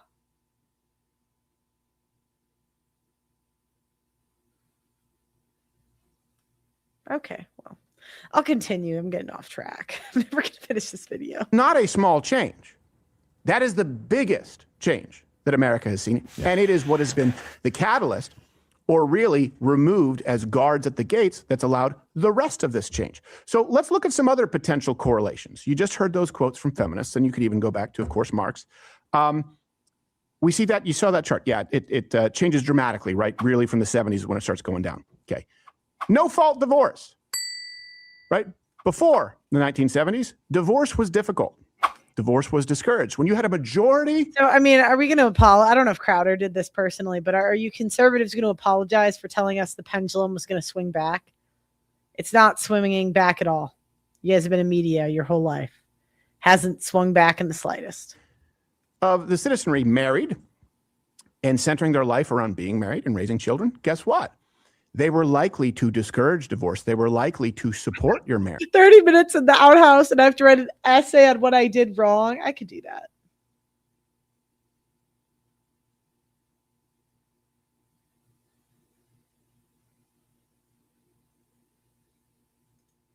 Do you want to stop getting upset with your so easily? The way to do it is by being honest with yourself about why you're getting upset without blaming the external input. Can I have an example? I think I kind of I think I can kind of do that. I kind of have noticed that where a lot of times when you're upset, you don't know why. Like it's not like a conscious thought of why am I upset? And when you actually, he's kind of right. When you can articulate why you're upset, then you can start going through the options and say, well, option A, B, C. Well, first, is this even a problem I can solve? That's the first option. But if it is, then option A, B, C, D, T, you know. But I'm just curious what you mean by without blaming the external input. Because sometimes it is external things, you know. Like I was upset because, oh, okay, I can understand. Instead of saying because music theory was so hard because I am so stupid. Because I am not picking this up. And the solution is to give things slower. I'm not like an angry person. Like I'll never yell or anything, but I've never been a yeller. But sometimes I get, you'd have to ask the people's closest to me, but I just get frustrated. Like I'll get really frustrated, but I'm not I don't want to say I never yell, but it's like pretty rare. It's not a common without blaming the commenter for their comment. Oh, okay. So it's more because I am insecure about that thing. And that's why it bothered me.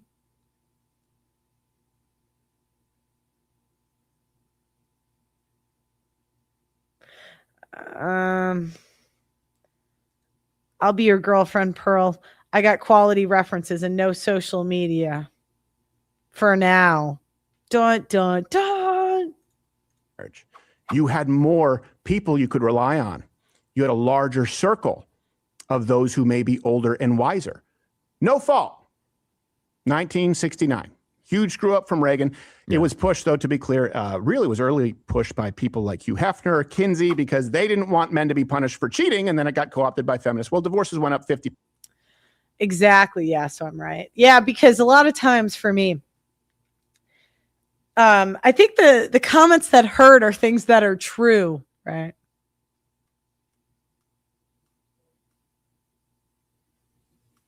And things you don't want to admit. So when they say it, it's like, or sometimes you got to think, why? Let me think. What were some of the hit pieces that hurt my feelings? Oh, okay. Like, people used to make fun of me for my ex-boyfriend, and it would really bother me. It would really bother me. But, you know, I had to look back and say, do you know what? I fell in love. It didn't work out. And I was like embarrassed that it didn't work out. Right. And so, you know, because I didn't really want to take that L in front of everybody, and I did. And so when people would criticize me for it, it was embarrassing. But it's easier to just say, yeah, it didn't work. Right. Is that where we're going with it? I'm insecure because I wanted it to work out and it didn't. At the time, you know. So.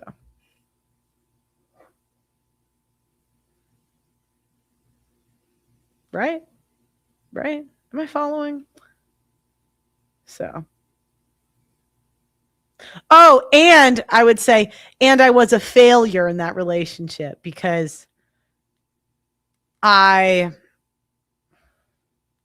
was controlling. Yeah. I was controlling, and so it failed. Yeah. Right. Right. Well, here's the thing with being a woman.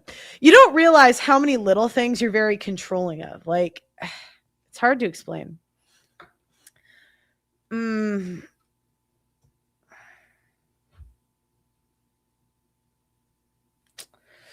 Like, you don't realize how little you ask the guy for his opinion. You know what I mean? You don't realize it. It's not something like,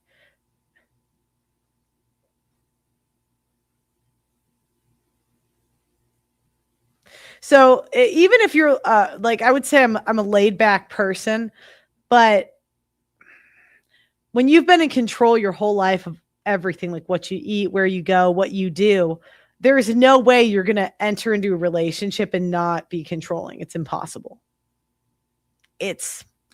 I have a very hard time believing that. The only way you probably can do that is if your mother was obedient to your father and they taught you to be obedient to him until you go to the boyfriends. But if you didn't do that, which is most of us, there's changing. You gotta change. So, anyways. Okay. It's skyrocketed after that. The history of that is pornographers, because before no fault divorce, basically there are three faults. Either infidelity, that was a fault, primary one. Physical abuse was a fault. And if those weren't the reasons listed, abandonment was a fault. Meaning what we now use as breakdown in communications, growing apart, finding it difficult to get along, that was filed under the general umbrella of abandonment, quit. So if a guy cheated, you've been told guys used to cheat with their secretaries and leave them with nothing. Now, if a guy cheated, he paid.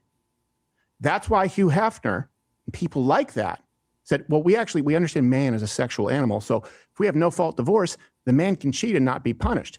That then got mutated into, you know what? No fault divorce is just going to be, we will punish the primary earner regardless of context. Anyone can leave at any time and you split it up. I can't believe they didn't see that coming, though. You say mutated, but I can't believe they didn't see it coming. They didn't expect women to use this. They called it no fault. Right. How many faults? Well, none. They were primarily thinking. Again, no, this wasn't men, manipulating that.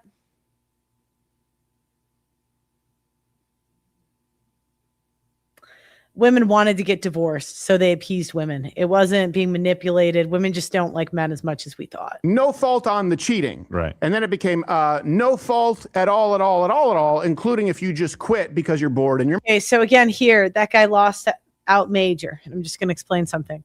No, we didn't, right? All women, even me, right? We have our issues. I'm not some special woman. Do you know what I'm saying? Like, I'm not some special woman that doesn't have problems. Can you donate without signing up? You can go to the GoFundMe. Next week we're gonna have the app.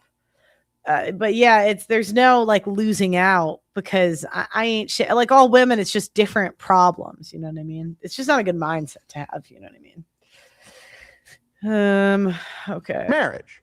And we see the rates of divorce and who files for divorce most often, anywhere from 60 to 70% of the time, it's women.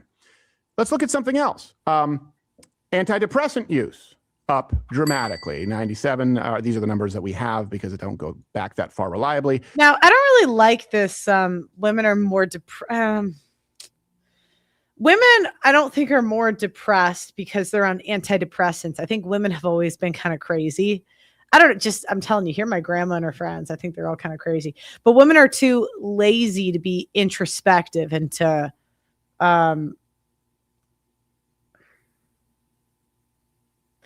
women are too lazy to regulate our emotions, so we just take a pill. It's kind of like to me, antidepressants is just women's natural inclination and a quick fix. So,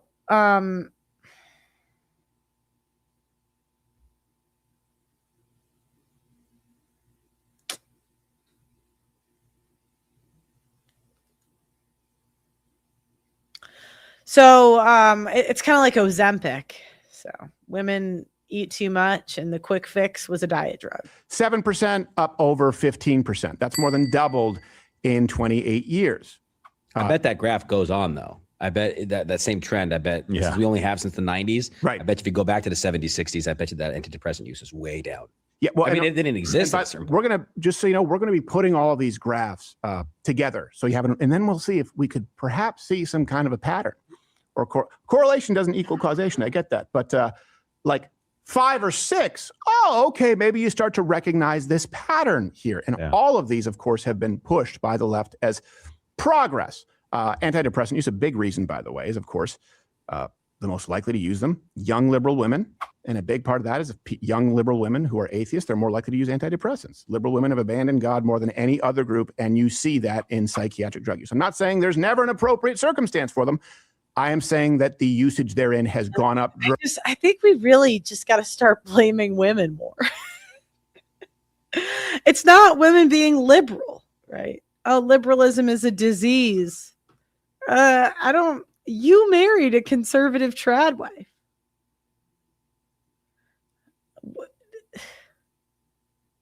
They're not better.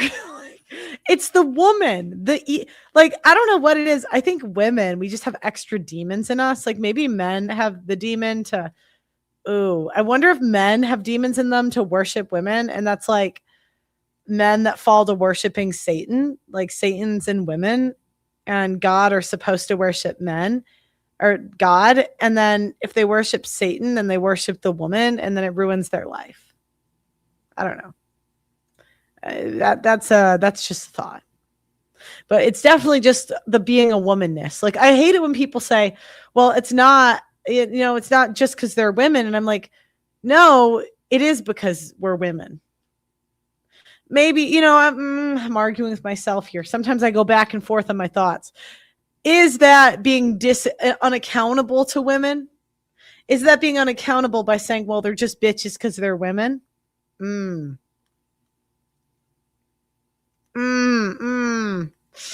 Oh, okay. I gotta think more about that.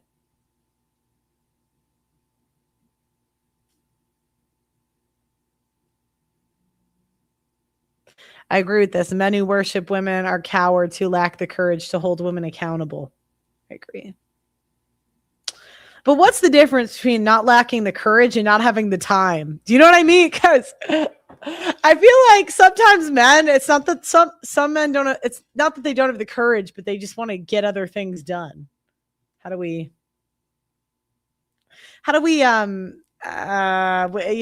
which is it? You know what I mean? Dramatically. Coincidentally, I should note, pro-depressant use is also up as well.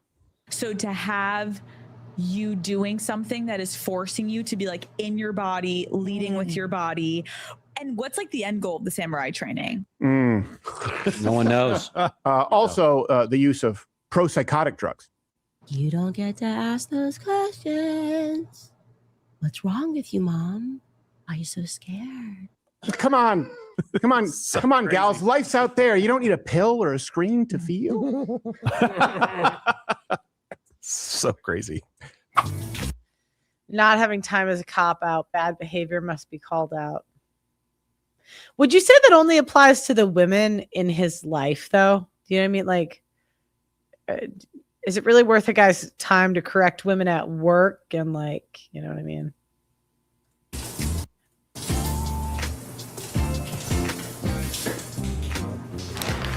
Rumble Wallet.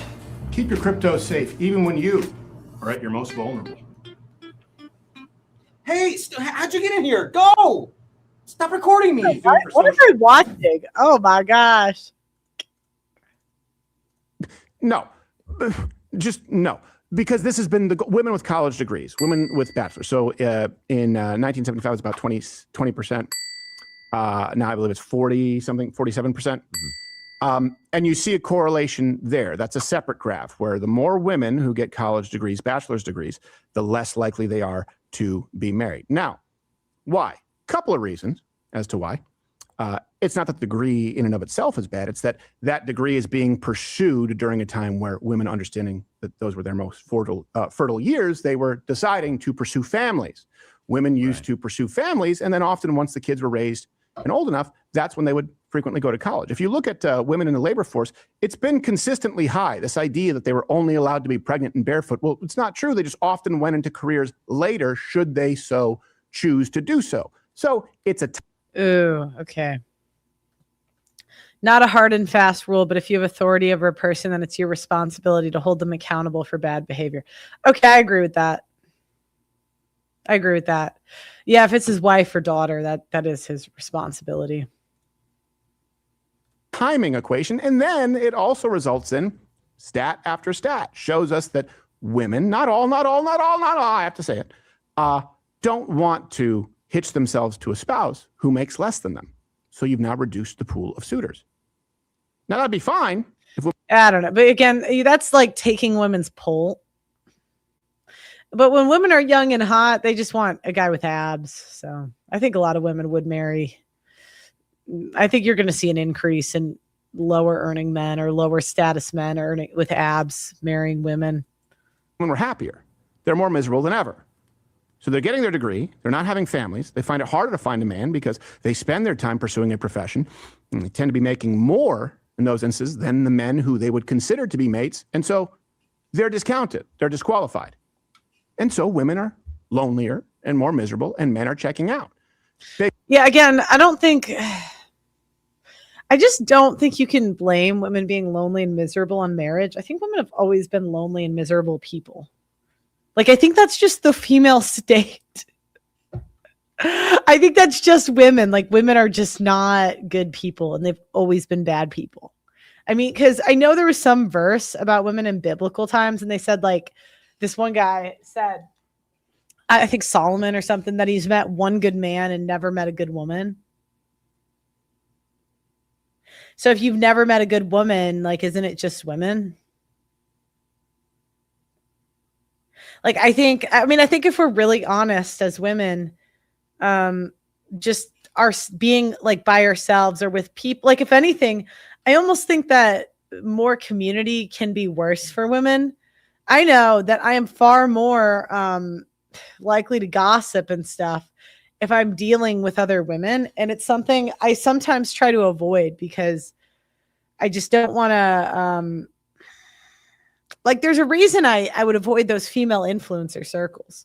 I'm selective with the female women I deal with because I don't know. I just think that's like a temptation I don't really want. We can't say women are bad without mentioning the atrocities that men committed over the centuries. I literally can. See this? This is tone policing. You can't say that I can, and I'll say it again. See, and I don't like everyone falls short and pride is the killer. Yeah, but women fall short more. I don't like when we say everyone because it acts like it's the same, and I just don't think it's the same. Is Rachel Wilson a woman you did? I do interact with Rachel, and Rachel honestly has held my trust over the years. Like, Rachel has never broken my trust. So, I mean, my experience, I mean, I never know. Sometimes women won't break your trust for a decade and then they crash out. So I can't speak for her future, right? I'll never speak for a woman's future. But yeah, she's been good to me. So is Andrew. You know what I mean? Why do you call me good? Jesus answered, no one is good except God alone. Wow, that's a great verse. That's a great verse.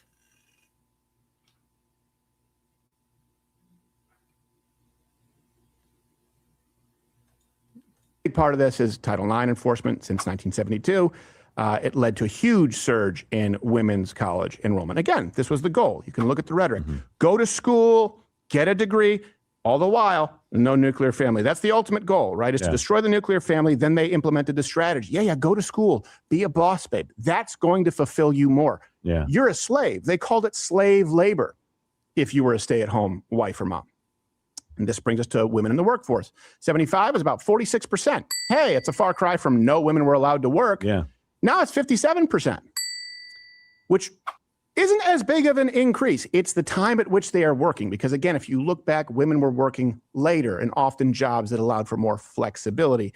Again, second wave feminism, if we want to use those terms, I almost feel like those terms, it's just feminism. Yeah. They stigmatized domestic life. They told women that you were a slave if you were staying at home. So you pursue a bachelor's degree, you go into the workforce, and oh my gosh, now there's no guy for you and you can't start a family. You're not a slave to that college debt, which Hey, there's always a guy for you. Some guy will always do it. Pearl, that's not true. That is true. If some guy won't, then lose weight. But the guys you want won't let. You know what the biggest cope I ever hear? Oh, but the guys that she wants won't want her. Look at women can get the guy they want. They won't be happy. Women will want a guy, get the guy, then won't like that guy. Like the unhappiness is consistent. The unhappy, like that's the consistency. Women can get that guy and not be happy with that guy, and they get another guy and not be, and then those guys will reject the women. You know what I mean? It's like, so. we'll get to. Yeah, you're not a slave to that boss. Yeah. Who's literally paying you to work for him. In comparison, cost of housing. Britney Spears was a millionaire. She was a slave for me. That's true. Ooh. She was a slave for everybody. That's true. She also really knew how to wield that umbrella. She was like the penguin. Now, cost of housing. This is a big one. And you might say, well, what does this have to do with, the progressive left? Well, 1975, I believe the average price was around $38,000. You know what I think that is causing the housing crisis? It's really just that women keep buying houses they can't afford. And so they just keep upping. It's kind of like the reason college went up, because women just started taking out loans for colleges they can't afford, and they could just keep increasing the credit limit on colleges, and then they can keep increasing the prices. And I think it's just the same thing happening with housing. Perfect does not mean flawless. Use mature and complete in place of perfect. It makes more sense. Okay. Now it's 403,000. That's 1,000% increase, not accounting for inflation.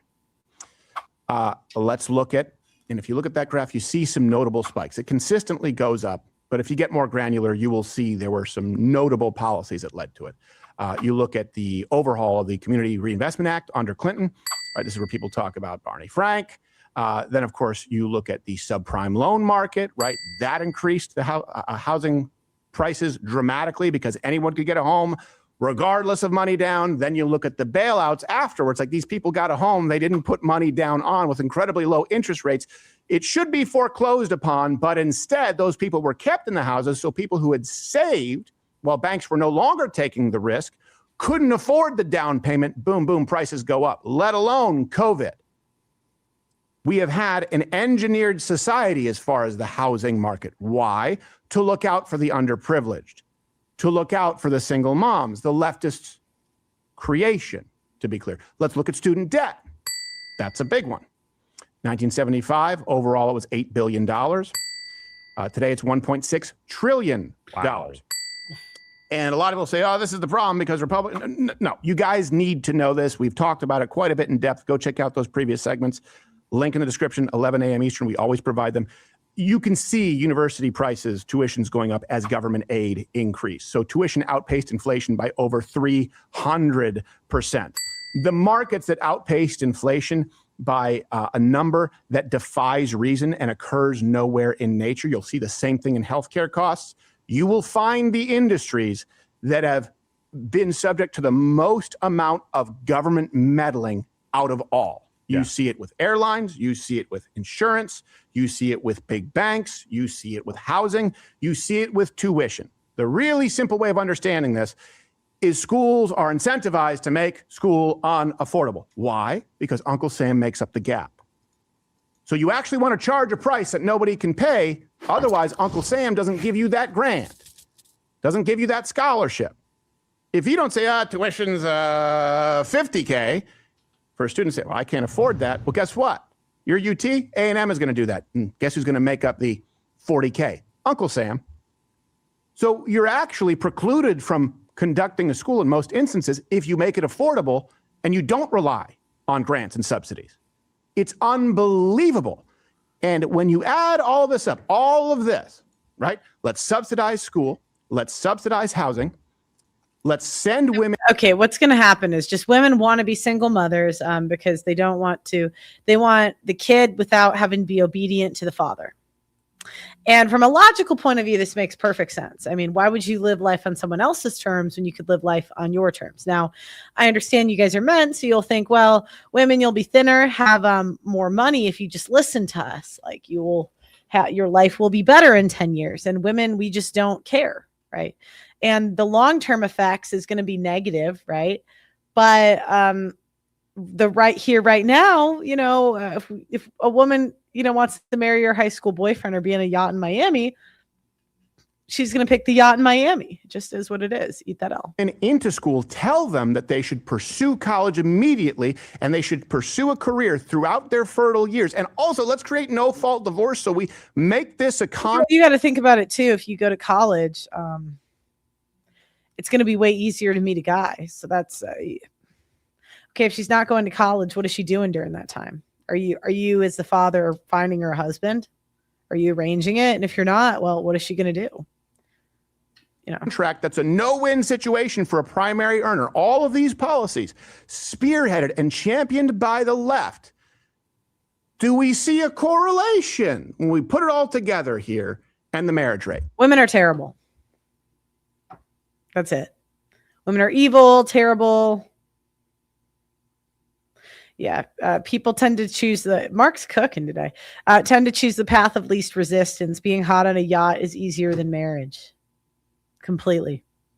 Like, if you think about it, it just makes sense. Like, I don't like it when we're shocked this happened. Do you want to party in Miami where men pay for your lifestyle completely? You don't have to pay anything. You get to do whatever you want. You get to eat whatever you want and have complete and total freedom. Now, women will get fat and, like, you know, or maybe do coke. One or two. They'll either get fat or do coke. So they're going to make a poor choice that'll catch up later, but that's later. You know. Prepare a dowry instead of a college degree. Yes, but something has to fill up the time. And it's like easy to say, okay, women get married. Well, what steps? How are you going to do it? How are you going to find the guy? That's step one. Like, it's easy to just say, oh, get married, don't go to college. Okay, well, what's step one? She turns 18. Have you been, like, what skills does she have? Because, you know, to some degree, like, being married is a skill. Being obedient is a skill. Okay, let's pretend she's got no skills. Now what? There's got to be a plan. Step one, you get off the dating apps. And bring back third places. Well, yeah, but most men are at home.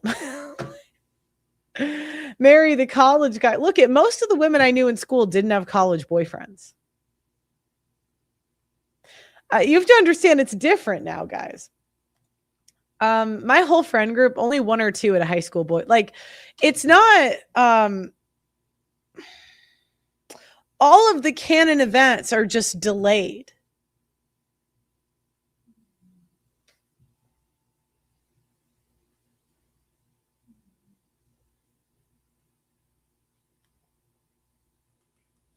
Most women are home too. Yes. So again, you could say, okay, bring back third spaces, but you go and nobody's there. I don't know. So yeah, I mean, I say, but there's got to be step one, step two, and it's got to be realistic. Do high schoolers not date each other anymore? No. I mean, they might do a hookup, right? They might hook up. But like, a relationship is a responsibility. It's like considering another person. The young women would rather just hook up every now and then than be in a relationship. So again, being in a relationship is a skill. Let's add it up. All right, let's look at these. Most men, to be fair, they don't have, like, you know, if you have a woman in your life, what's her role? What do you expect? Most guys don't have an answer to this question. What, like, I saw Clavicular's girlfriend getting frustrated because he was like cooking her for not. She was saying that she never her outfit was too slutty and she never cooks him breakfast. And I don't know, maybe it was just for the internet, whatever. But I was thinking about how it's very rare to have men that give women instructions on what they want them to do. You know, and men, they want the women to naturally want to do it. And it's like, yeah, women aren't going to do that. So you either have standards for your life as a man and you tell them and to see if she obeys, or, you know, you don't. So. Seems like we're seeing a pretty consistent right there, that intersect, that tipping point. And it's one we can't come back from. We need another tipping point. Do it the opposite way. Do it the opposite way. And people say this is so scary. How could we do this? How could we encourage young people, not get married young at all costs, but how could we tell them, hey, it's what's most fulfilling in life? It's actually a very important metric or indicator as far as economic outcome for both you and the child, as far as mental health, as far as personal happiness, as far as drug abuse, as far as financial stability, which might mean you need to plan on working as a team with someone where one of you goes to college while one of you stays home when you pursue it later. You know, traditional male-female dynamics. Because if we don't try and create another tipping point in this country, and if we don't reform divorce laws, if we don't make the marital contract something that makes sense to people, by the way, who would love to be monogamous and find a life partner. I will tell you this.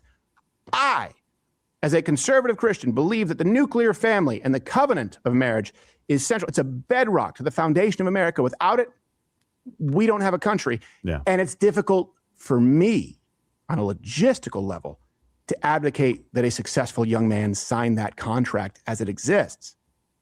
We have a problem. We have a problem. There's a separation between a biblical covenant, what a marriage is, and what the state has made it. And we've got to reverse course. Yeah. And kind of like you were talking about the housing market, there were several moments along the way that really increased, right, the prices. It seems like there was this tipping point in the late 60s, early 70s, when no-fault divorce, you're pushing women into colleges through Title IX, all of those things, and kind of this. The other thing too, I would imagine that the houses are getting more expensive because the houses suck. Like they're probably bigger and they have way too much like useless stuff in them being built now. But women want to look cool. Like I'd imagine, I don't know anything about houses, but I'd imagine they add things that make women look cool and not things that are pragmatic, if that makes sense. Feminist revolution happened that really set the track, and then multiple things after that just keep pushing the marriage rate down over and over and over. Yeah, our policies throughout history on this have been horrible, and we've talked about this not just with women. They're gonna blame the policies, but they're not gonna blame what women want and are choosing. But with men, not all men need to go to college and have $400,000 in college debt that they now have to go into the workforce and work a job that they hate just to try to pay off and be under that shackle as well. Yeah. So I grew up in a giant house, like 10 bedroom, like literally the biggest house you could imagine. Very cool. Right. I don't want to sound ungrateful, but I would prefer to have a smaller house because God, it was so much work to keep up with. That personally, I would not want a giant house. You know what I mean? But certainly not women exchanging. And it is an exchange. You are exchanging your most fertile years, not just for 4 years. Yeah. But for the debt afterwards, for the career after that, because why did I go to college in the first place if I'm not going to pursue a career? For the possibility. Even I'll see these celebrity houses and it's just for a few people. And I'm like, why would you want a house that big? Do you know what I'm saying? I'll think this. I'll see these celebrity like giant houses, and I'm like, you'd have to pay somebody to manage that house. Like that seems like so much work. Giant houses give women something to do, clean it. I'd rather learn music theory. You know what I mean? That now you probably will have less chance of finding a husband because I'm focused on this. I don't want to settle down right now. And then at 30. I know, but here's the thing. Like, again, we have to be pragmatic in the instructions, right? Don't be focused on that. Well, again, women have to eat, right? What are you doing instead? I actually don't think it's bad for women to learn to be a responsible adult. I think there's too much coddling of women. okay, well, like, what do women do in the meantime? Most parents, anyways. That comes along. And where do they go? Like, there has to be instructions. You know what I mean? How can you possibly have a decent sized family if everybody's waiting into their 30s?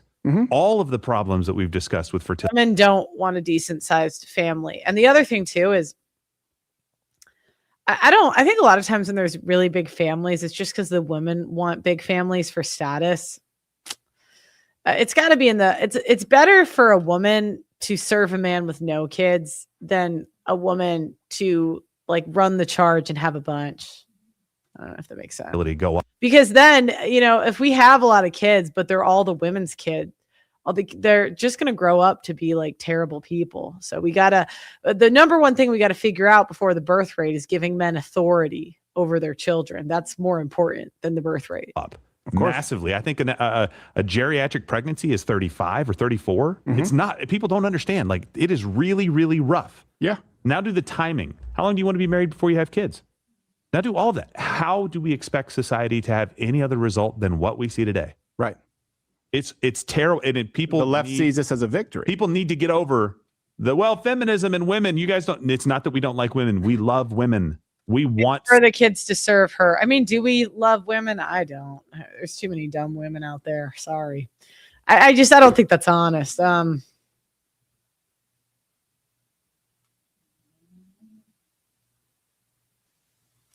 Music, bow and arrow, singing. Okay, but you realize that costs money to like learn. You have to pay for rent.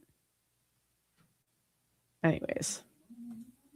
Society to flourish, and it isn't working the way we're doing it. Get over yourselves on men, women. It's both in some cases. It's men lying to women and women being terrible people. But the feminism thing has got to end. It's got to go away. Culture's got to change because there is pathways that you know, I know it's the most fertile years, but you go to 4 years of college, 6 if you're getting a master's or something like that. You come out at 24 years old, you work a couple of years, you meet somebody in school, you meet somebody in your job space, in your neighborhood or whatever, then you fall in love and you're married before 30. It can happen. Yeah. What the problem is, the biggest problem is culture. Right. Yeah.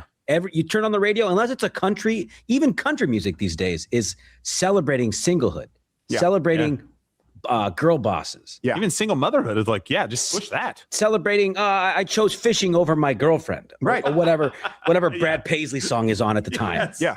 Yeah. It starts with culture. It really does. Yeah. I mean, there are mistakes, and we've shown those, and there are legal mistakes. But those have all been pushed, and that is the culture. yeah. I just watched it. I couldn't watch it because some conservatives out there you have been saying like, oh yeah, you know, was it so and so has money troubles on Apple TV? What is it? Margot has money troubles, whatever it's called. It's basically like an OnlyFans thing. But a lot of conservatives are like, this is great actually because she chooses, spoiler alert, first episode, not to abort a baby. She's sleeping with her college professor. Okay. He doesn't want to raise the child, and she rejects the idea of an abortion. Okay. Got it. And they'll give you those slight wins that, oh, a baby is great. But literally the messaging is, you are destroying your life. And I am mourning the life that you never. Well, we got to be honest. You do destroy your life. If you want, we got to be honest that kids take time, and you are going to put things to the side if you have children. I don't like this idea where we're saying, oh, you can do it all. It's kind of a feminist messaging. Yes, you're going to have to put aside your own desires if you have a kid. It's going to take up time. Now, I would argue, you know, they're fulfilling, right? And it'll make you a better person because you have to care about someone other than yourself. But I like to be accurate. If you're an unhappy person and you have a kid, they're not going to fix your unhappiness. Get to experience by having this baby. Do you mean the life of dorm rooms and glorified alcoholism and working as an intern? If you're lucky, maybe making a decent salary at a job. Well, yeah. I mean, what they're giving up is the ability to like when else are women going to be able to live rent free in a major city and live like you're saying, give up. You have to understand, you're telling women to give up the opportunity to live like a queen. When you're a peasant, you're going to get this opportunity to be a queen from 18 to 25. Give it up for an average man's kid. Most women aren't going to do that. The idea that foregoing that for the joy and miracle of creating and raising life, it's asinine. Men get, yeah, but again, you're looking at it from a male lens. Men get joy from their kids. Women don't. Women don't, unfortunately. Oh shit. Working as an intern, if you're lucky, maybe making a decent salary at a job. The idea that foregoing that for the joy and miracle of creating and raising life, it's asinine on its face when I say it like that, but that's what people believe. And all of us have been affected by it to some degree. How does it end? I won't watch it. I was like, after episode 2, I was like, I can't do this. Well, hopefully, I hope. Yeah, nothing external can make you happy. Happiness is an internal choice. Yes, correct.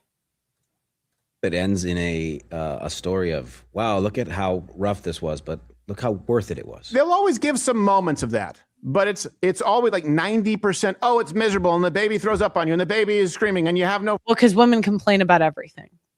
So it doesn't surprise me that we complain about that too. Friends, and you lose your. Women don't like anything, so it doesn't surprise me that we don't like that either. But it's really nice because you share an ice cream with it on a park bench or some shit. It's like, how about you talk about the meaning of life and finding purpose? If feminism and don't have a meaning of life, it's got to be through a man, and unfortunately, women hate most men. So, and if leftism, if Marxism, and they are inextricably tied, by the way, the it's same really Marxist more like self-worship. It's worshiping yourself. Back then are the same Marxists today. That's pretty natural for women. So that's why Black Lives Matter had destroying the nuclear family, the destruction of the nuclear family in its charter.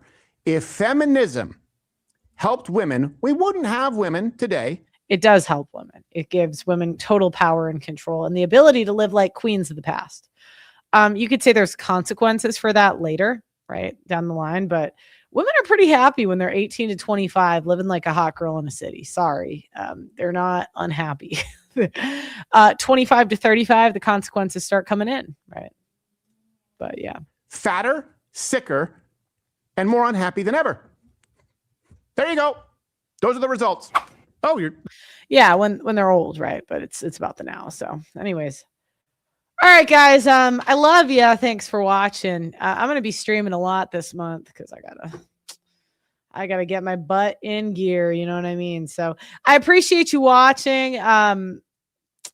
This is my dream job, really. I love doing this. I love it. I've always felt like I'm an introspective person and curious. So the fact that I get to, be curious with you guys, I really appreciate it. Red Pill for me was very freeing and it explained a lot of things in my life. So if I can explain a few things to you, there are men better than me that explain this better. Terrence Popp, Rollo Tomasi, Nuclear Caudillo, Aaron Clary, all of them, literally utmost respect. So, Paul Elam, another one really great. So I'm just happy to be here. Thank you for watching. Like the video, and I'll see you next time.